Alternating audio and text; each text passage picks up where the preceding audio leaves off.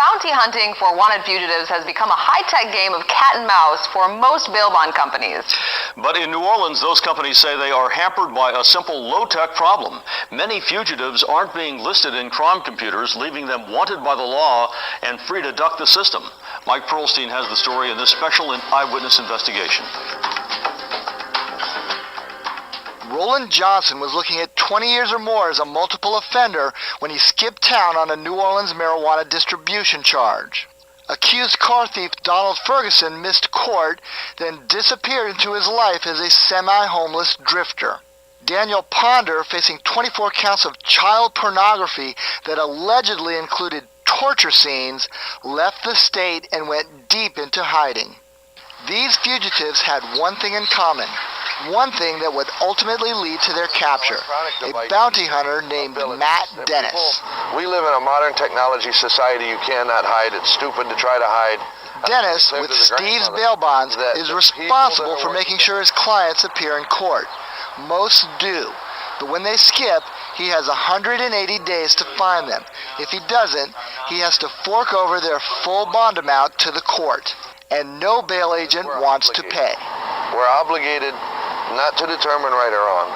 He has to go to court. That's the only thing I'm in this for. If he doesn't go to court, then I have to make him go to court. Unlike the popular depiction of bounty hunters as tattooed tough guys banging down doors, today's fugitive recovery agents are far more likely to do their work with a laptop and a cell phone.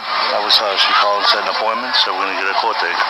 As they get, smarter, doing their thing, now, we have to evolve as well. And so some of the things we do, we have automated phone services to call and check in with new court dates. We have access to ping phones. This is what I'm capable of doing. And I started reading to her family members that died 20 years ago, their addresses, their kids, showing her pictures from satellites, showing her tracking stuff from different electronic devices. But in New Orleans, there appear to be holes in the system, gaps that make it much easier for fugitives to remain on the run. No, they're not putting them into the system. It makes it tough on us. And then Steve Adams of Number One Bail Bonds explained that people who skip court aren't routinely being entered into criminal justice databases as fugitives. In fact, all the bail bond companies we talked to said the same thing. Whether it's the local court computer known as the Motion System or the National Crime Information Center known as NCIC, New Orleans fugitives are largely off the radar. We'll bring them over to the local authorities, and they won't accept him in the jail for whatever reason because he's not in that system. And it causes us more man hours because we have to sit on that defendant in order to meet our obligation to bring him back to court. Entering a fugitive into a computer would seem to be simple, but we found that there are complicated layers to the process depending on the court. In municipal court, there are two types of attachments. One lists a fugitive as wanted, but another type, called an administrative attachment, carries no repercussions. Take Natalia Jones, wanted in several overlapping theft cases and multiple missed court appearances. She remains free today, and nobody is looking for her. This is the address listed for Natalia Jones. Her neighbors have vouched for the fact that she has been living here, despite the fact that she is wanted in 4 different criminal cases out of municipal court. They can be right here in the city of New Orleans, over in Gretna, Metairie. When they get pulled over and they run their name, there's no warrants, not wanted. Not showing that they wanted it all.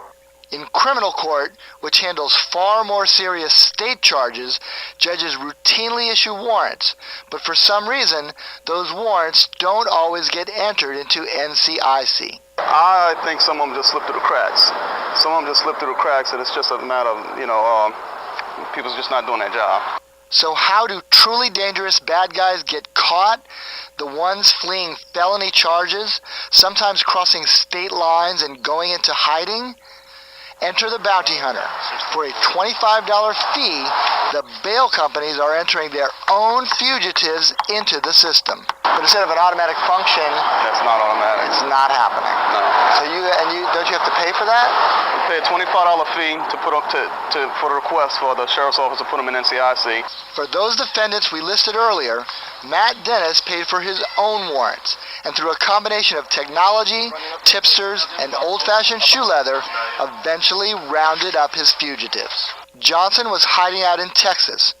Ferguson was arrested in Indiana. And the man accused of possessing child pornography, Daniel Ponder, was tracked through social media by Dennis's tech-savvy daughter. And she tracked that guy from New Orleans to Washington, D.C. to Maine, and knew where he was getting off a bus in North Carolina. And that just proved to me that you can't mess with these kids when it comes to computers. Mike Pearlstein, Eyewitness News. The Sheriff's Office is responsible for entering fugitive warrants into the local and national crime computers.